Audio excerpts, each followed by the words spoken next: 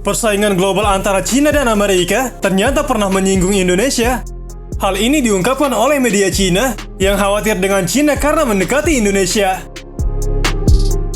Artikel yang ditulis oleh media Cina tersebut mengungkapkan bahwa Departemen Pertahanan Amerika Serikat menuduh Cina ingin menjadikan Indonesia sebagai pangkalan militer.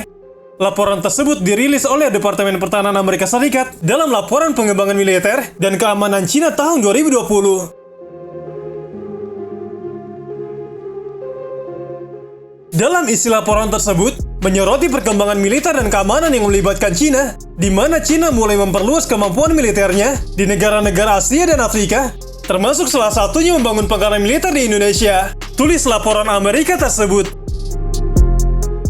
Namun sejauh ini Indonesia membantah akan bergabung dengan salah satu kekuatan global, baik Cina maupun Amerika Serikat. Indonesia menegaskan posisinya sebagai negara non-blok, artinya negara yang netral tanpa berpihak pada kekuatan global manapun.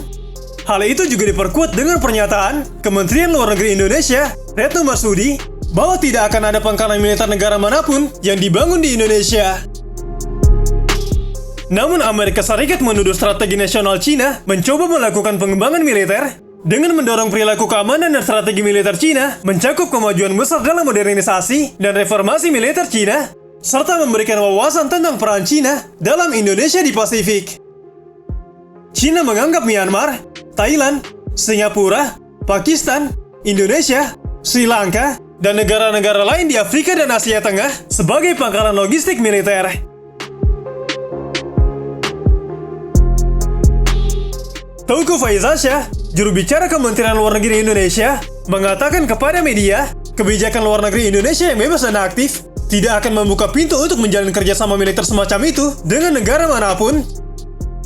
Indonesia adalah negara yang aktif mempromosikan kawasan ASEAN yang damai, bebas dan netral, serta secara konsisten menolak Asia Tenggara sebagai pangkalan militer asing.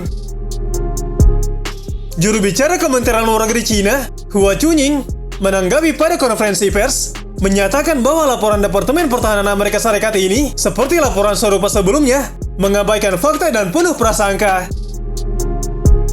Ketakutan Amerika Serikat dalam laporan tersebut didasarkan bahwa Cina memiliki lebih dari 1.250 rudal balistik yang diluncurkan dari darat atau GLBM dan rudal jelajah yang diluncurkan dari darat atau GLCM dengan jangkauan 500 sampai dengan 5.500 km.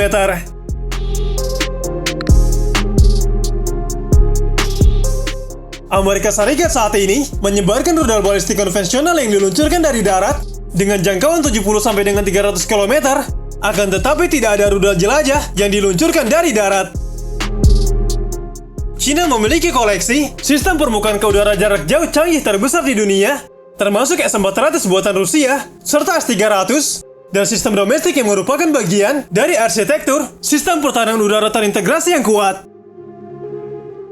Selain itu, para pemimpin Cina baru-baru ini mengambil serangkaian tindakan berskala besar, termasuk sepenuhnya mengatur ulang PLA atau tentara Cina menjadi kekuatan yang lebih cocok untuk operasi bersama.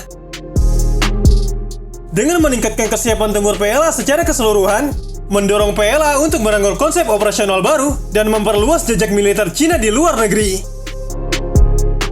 Laporan tersebut berspekulasi bahwa dalam 5 tahun, PLA akan menggandakan jumlah hulu ledak nuklir yang mampu mengancam daratan Amerika Serikat, sementara jumlah kendaraan nuklir yang mampu menghalangi daratan Amerika Serikat juga akan meningkat. Ukuran hulu ledak nuklir PLA akan berlipat ganda dalam 10 tahun ke depan.